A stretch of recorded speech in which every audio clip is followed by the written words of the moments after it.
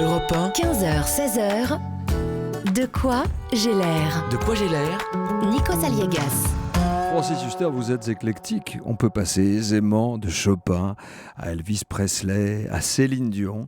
Vous étiez où? Je vous ai observé pendant l'écoute de cette chanson. Vous étiez dans vos pensées, vous vous teniez la tête. Vous étiez où? Ça vous évoque quoi? Je suis désolé, c'est parce que je peux pas écouter je peux pas écouter cette chanson sans que les larmes me viennent aux yeux.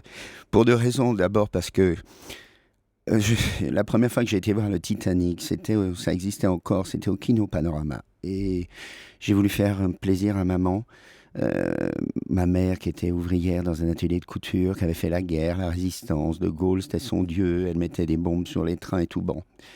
Et ma mère n'avait jamais été au cinéma avec moi, mais depuis 30 ans, quoi. Et je vais au cinéma avec elle et j'amène justement maman. Et quand le film commence, au bout de 3 minutes, je la vois pleurer. Et je dis, mais qu'est-ce que t'as?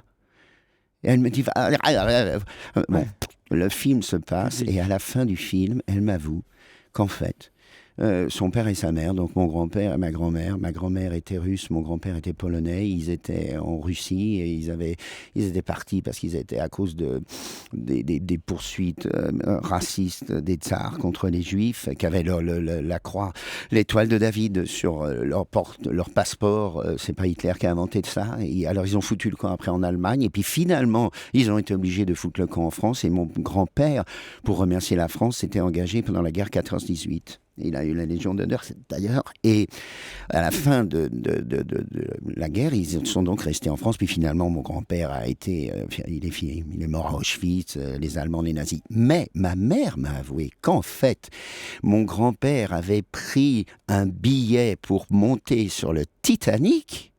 Et qu'au moment de monter sur le Titanic, ma grand-mère lui avait avoué, pendant la traversée, je vais peut-être être malade parce que je suis enceinte. Quoi? T'es enceinte? Et donc, ils ne sont pas montés.